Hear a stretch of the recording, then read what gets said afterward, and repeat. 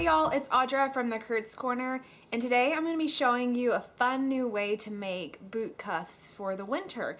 Normally you would make boot cuffs using knitting needles, or you could even do it with crochet hooks, or you could just buy leg warmers and wear those as your boot cuffs. But I've come up with a fun new way to make these, and I haven't seen this before done on YouTube, or I haven't seen it on Pinterest, but I was kind of just playing around with some of my yarn left over from making my infinity scarves, and I didn't have any knitting needles, but I was using my fingers instead, and I was using a form of finger knitting, but I've never seen anybody do it like this. So it's kind of using the same concept as arm knitting, except for I'm using my fingers, and you would normally do this using knitting needles, like I said, but I like it using my fingers to do finger knitting. It's a lot of fun, and if you don't have knitting needles and you do have yarn, this is something that you can do. So I'm just going to jump straight into showing you how to make this, and I will show you from the front how I'm doing it on my hands, and then I'll also turn the camera around and do it over my shoulder to show you what it looks like from my perspective. So all you need for this is just scissors, yarn in your hands. So I'm just using Lion's brand Woolies Thick and Quick, and I'll put the type of yarn and the color in the description below, and I'll also list some tips there so you don't have to ask the same question 100 times. All the tips will be listed in the description below the video. So to get started, all you'll need to do, this is going to be the long tail cast on method, which is the same method that I used in my arm knitting infinity scarf. So we're just going to make a long tail, so maybe like this. It's just for, you know, your boot cuff, so it doesn't have to be super long, but the tail will get shorter as you cast on, so remember that. And to start, we're just going to make a slip knot, so we're just going to make a loop right here, take it, and then grab the working yarn through the loop and pull. And then I'm going to put this on my dominant hand and I'm going to tighten up. So I've got my working yarn in this hand, and then I've got my tail over here. So this method, the same method in my other video, so we're going to take the tail, and that's going to go around our thumb, and then the working yarn is going to go around our pointer finger, and then we're going to basically make 2 X's with our hand, and we're going to use the pointer finger that's the loop is on, and we're going to go under this first stitch, and then we're going to come over to the other side and go under, and then come through the loop and let go and pull it tight. So I'll show you again, and then we'll do it over my shoulder here in a second. So the tail goes around your thumb, and it's going to get shorter, and then the working yarn is going to go around your pointer finger. So grab both of those and create your X's, come under this one first, then come over to this other one and go under it like a hook, and then you're going to come through the hole and pull. So basically just cast on 3 stitches. I'll do it one more time. If you don't like watching this, you can fast forward to the part where I go over my shoulder. But for those of you who can see what I'm doing from the front. Okay, so tail again goes around your thumb, working yarn goes around your pointer finger. Make your X's, come under this one, come over to this one right here, go under it, and come through this hole that you're making and pull. Okay, and when you're doing this, just don't make it too tight on your finger, otherwise you won't be able to use your other finger as your needle to come through and do your stitch. And then for this particular boot cuff, we're going to cast on 8 stitches. That's what I did for the first ones that I made that you saw at the beginning of the video. But you could do them smaller if you wanted to, since it's only like half of a boot cuff and you won't see it, all of it.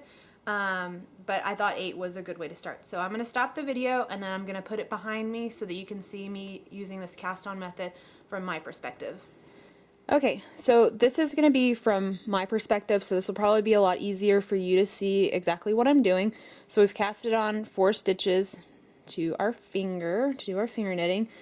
Okay, so again, here's the tail and here is the working yarn. So we're going to take the tail and that's going to go around our thumb, and the working yarn is going to go around our pointer finger. So that's going to make our 2 X's. We're going to go under this first stitch, come over to this one and hook it with our finger, and then come through the hole that we've created. Okay, so I'll do that 2 more times, 3 more times. Around your thumb, working yarn around your pointer finger, go under this first stitch, come hook this other one, and then through the hole that we created. Tighten up just a little bit. This is what it looks like on your finger, so you know that you're doing it right. Tail goes around your thumb, working yarn around your pointer finger, under this first one, hook the one on your pointer finger, and through the hole. Okay, one last one.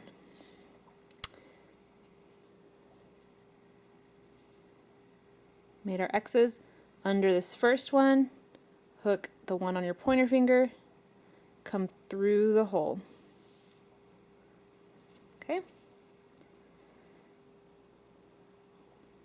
And that's what it looks like. Okay, so I'm going to stay in this view since it's easier to see exactly what I'm doing from my perspective. Okay, so this is going to be what we would call a knit stitch if you were using knitting needles. So I'm not an expert on knitting, but this is when I've seen of a knit stitch, this is basically what it is. So forgive me if you are an avid knitter and this is not what it's called, but it looks like a knit stitch when it's done, and I like it, so we're just going to call it that. Okay, so when we do our knit stitch, we're basically using our 2 fingers as the needles that we would be using if we were knitting with needles. So what we're going to do is we're going to take our pointer finger on our other hand that doesn't have the stitches on, and we're going to stick it through the loop, so this one, and we're going to create an X with our fingers. So it's in the loop, and we have an X, and then we're going to take the finger on the opposite hand, the hand with the stitches, and we're going to lift the working yarn and wrap it around the finger that's behind, like this, and then we're going to basically use that finger as a hook to pull the working yarn through, and then we're going to drop the stitch off of our finger, and then we're going to tighten up on the other hand, and that's created our first stitch. And it's hard in the beginning and it won't look like you're making anything, but once you get past the first row of stitches or past the first 2, it starts to look like something. So again, we're going to stick it through this loop, create an X with our fingers, take our middle finger of our hand with the stitches, grabbing the working yarn up behind here, and I'm wrapping it around my finger and using that pointer finger as a hook to pull it through that stitch on my finger. And then really important that you drop this stitch off of this finger. Push it down, grab the working yarn with these fingers behind. See my thumb and my middle finger? I'm using that to pull to tighten the stitch on this finger. So that's created 2 stitches. So one more time, put it behind and through, so we're making an X. Use your middle finger on this hand and grab the working yarn to wrap around your finger, pull it like a hook through the stitch, and drop the stitch off of this finger. Push it down and then use your thumb and your middle finger to tighten. Okay? So I'm going to keep going, and then I'm going to fast forward through the video so you can see what it looks like once I've gotten a few rows done.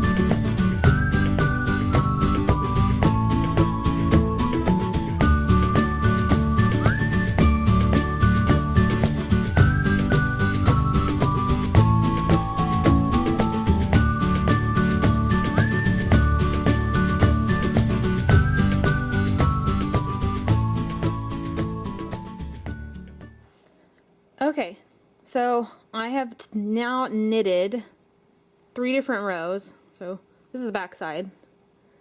1, 2, this is my 3rd. So this is what the front looks like. So it's just a simple knit stitch, and I'll show you a close-up of the finished product that I have. And those are the ones that were pictured in the beginning of the video. So it's pretty cool. So one tip that I have for you, other than making sure that you're dropping the stitch off of the finger before you move on to the next one, because if you don't do that, you're going to totally mess up your stitches. The other tip that I would have is don't freak out if this last stitch on the end is really loose. You see how it's loose like that? You can pull on the string that's like closest to you right here and give it a little tug and just pull on the working yarn. It's gonna be loose. This stitch rolls up at the ends, which I'll show you on the finished product. This will roll. It won't be a perfectly flat piece of fabric or boot cuff, whatever you want to call it, when you're done. This part will be flat, but the edges will roll just like your infinity scarf rolls from the other video that I have posted.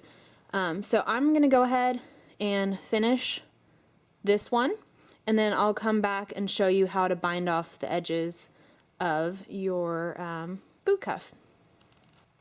Okay, so instead of doing an entire boot cuff, since I already have 2 finished ones, I just went ahead and knitted a few more rows so that you could see more of the actual boot cuff itself before I bind off the ends. So I went ahead and did that. So what we're going to do to finish our ends is just like I did in my other video for the arm knitting infinity scarf, we're going to basically knit another row, but we're going to bind it off as we go along. So the first step would be to pretend like you're knitting again. So we're going to move it to the other finger. So we're going to create our X, use our middle finger to wrap around, pull like a hook through the hole, drop it off this finger, and then tighten up tight on this finger. And I'm just using my middle finger and my thumb to pull on the working yarn and tighten back behind here. Okay, so we'll do it again. Put your finger through to create the X, and then wrap it. Use your middle finger to wrap around the working yarn, pull through like a hook, drop it off this finger.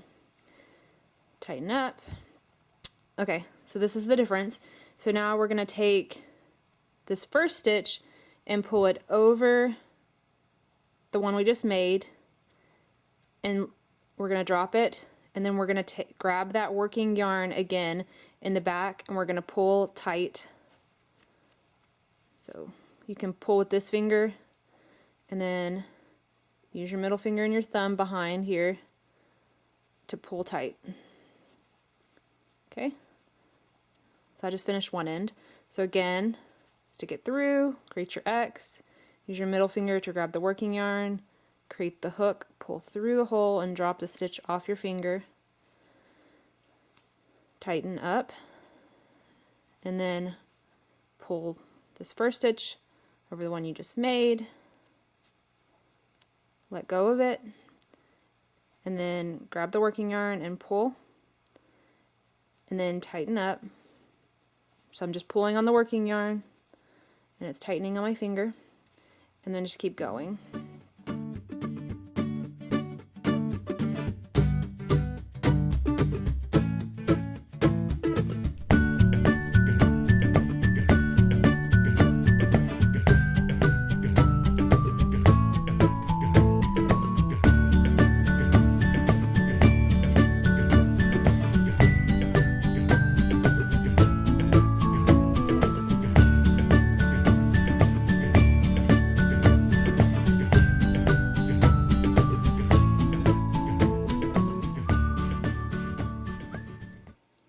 Okay, so now I've binded off all of my ends except for this last one that you'll see is still on my finger. So I'm just going to grab my scissors. So I have the last loop still on my finger and the other ends binded off. So what I'm going to do is I'm going to take the scissors and I'm going to cut the working yarn, and then I'm going to slip that last loop off my finger, take the working yarn and go through the loop, and then I'm going to pull it through the loop, and that's going to create a knot at the end. Okay, so that end is now finished, and that's what we just created. That's what it looks like. Kind of looks like a braid. Okay, so that would be what my boot cuff would look like. This is half the size of one, so it would wrap around the top of your calf like this, and then you would have your buttons that would go down the side. So if you're getting ready to finish it off, what you would do is you would take this string and you could come and hide it in the stitches that you've already made. So I'd hide it in like the braid part or just really close to the edge. So just wrap it around one of the pieces and then create another loop and pull just to create another little knot. Just be careful that you're not putting it through the stitches because you don't want to pull it and then all your stitches get too taut. Okay, so then you can made your knot. You can do another knot if you want and then just cut it off. And then there's your finished end. And then on the other side where you have your tail, that one you haven't created a knot yet. So we're going to go back down to that end and just come through one of the end loops, put it through. And forgive me if you're an avid knitter and this is not the right way to do it, but this is how it works for me and I like it, so that's the way I'm going to do it. So I just put it through one of the pieces of yarn and I'm just going to put the tail through the loop and we're just going to pull. And then I'm just holding it and just tightening up so that it doesn't ruin all the stitches. And I've created my knot there, and I can do it one more time just to secure it. So I'm just going to go through the same hole that I already did so I don't mess anything up. So I made my loop. I'm going to pull it through the hole, and then I'm going to grab the knot and just pull tight. Okay. And then I'm just going to cut that. And now I have two finished ends. So that's what it looks like. So you can tell a difference. So this is the end that we originally cast on to our finger. So it's not as tight as the other finished end. And this would be the end that I would put my buttons on. So I would put a button here and a button here. And just sew them on like regular buttons. You'll just go through the links of the yarn and they go on perfectly fine. You just can't yank around on them. They'll stay on really well. And then you've got the other end, which is the finished end that we bind it off, and it looks much nicer and cleaner And what I would do is I'd put the buttons here, and then when you want to put it on, I would wrap it around so that the pretty finished end comes around and goes over the buttons. Okay, so again, remember, this is just a little example piece. This is not how long one would be. So I would cast on 8 stitches to my finger, and for the boot cuffs that I made, I have really small calves. They ended up, I think, being about 20. I knitted 20 links, and that was able to wrap around my leg completely. Okay, so I'll come back and I'll show you what the finished product looks like. Okay, so we've finished our boot cuffs now, and then here's the finished product. So you can see just what that knit looks like. So it's really a loose knit. It's not like super tight, but I like it. Again, this is probably something that you could crochet or use knitting needles, but I didn't have any, and I found a way to make them with my hands, which I thought was fun. So you can do it with your fingers, and I think that it's a really cool new way to do finger knitting. I've never seen it done before or used your fingers as needles. So here are my buttons, and I just put them on that end where we cast on, and then if you look at the other end, there's my finished end where I cast it off. So when I would put these on, I would wrap them around, use my arm, I'd wrap them around so that the buttons would just come through and that the pretty casted off end would show. So you just put the buttons through some of the links, and that would be what it would look like. And you just tuck them into your boots and you're ready to go. So I think it looks really great. And here are the rolled ends. So I mentioned before, the ends kind of roll up, you can see, but once you put it on your calf and you wrap it around and button it, you can flatten them out and straighten them, and it looks great. So I hope you enjoyed the video. Again, I'll put any tips that I have in the description, and I'll put a link to the wool that I'm using. You don't need a whole lot. One skein of yarn is going to be perfect for this. You'll have like pretty much the whole thing left. It doesn't take up much at all. And I hope you enjoyed the video. See you next time.